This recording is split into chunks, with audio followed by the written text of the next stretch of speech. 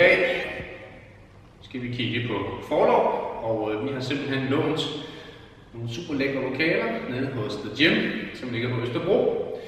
The Gym er et sted, hvor PT'ere kan træne deres klienter, og så er der ikke normale medlemmer. Så det er super lækre faciliteter og meget, meget eksklusivt. Men Paul, velkommen til. Tak. I dag skal vi jo kigge på forlovene her. Og hvorfor er det er lækkert at have smidige lovpasser? Flere ting.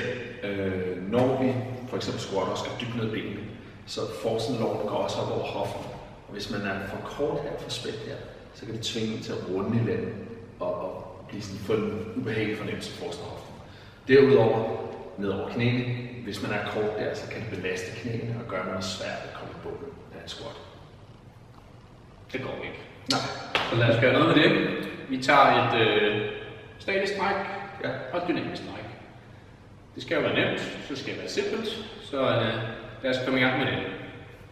Nå, nu er vi kommet ned på gulvet. Jeg har sat min fod op på en bænk i det her tilfælde.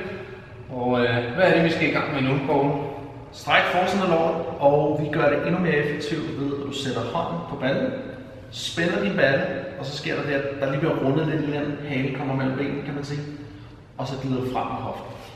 Så kommer der et intens stræk på midten af låret og forsiden af hoften. Og det er det, vi gerne vil lukke op for at kunne komme ned i en dyb knæbøjning, uden at runde i den. Husk at trække dig dybt. Pust ud. Mærk, hvordan du slapper af i området, når du puster ud. Hold spændet på ballen, fordi det holder dig i position og holder de her områder afslappet.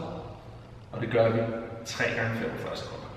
Nå, nu er jeg i hvert fald kommet op i stående stilling, og hvad skal vi nu på?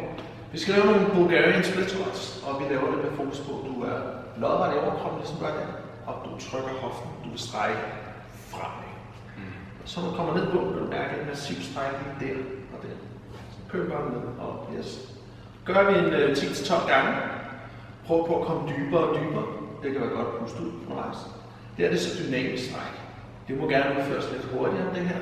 Lidt langsommere også okay. Det handler simpelthen om for dig at komme længere og længere ud i bevægelsen, blive varmet op med smule. Det er fantastisk at lave, eller det skal laves, inden du laver resten af din styrketræning. Fordi så tager du den smidighed med, som du får her. Så læg mærke til, at Claus vil gerne knække forover i hoften her. Men sørg for at holde sig oprejst, så lægger presset rigtigt. Og hvor mange sæt? 3 sæt af 12. 3 sæt af 12, så opvarmning. Perfekt. Ish. Nu har vi fået strukket. Jeg er i hvert fald blevet løsnet godt op i bentøjet her. Hvordan passer vi det ind i vores træningshverdag? Altid inden bentræning. Så du laver de her dynamiske statiske stræk, inden du træner ben. Hvis du har brug for at blive smidigere, fordi du gerne vil komme længere ned, bedre komme i position i dødløft, så gør det alle dine træninger. Det er det, der skal til for at løsne det. Det lyder nemt. Det lyder simpelt. Så se nu, hvor det står.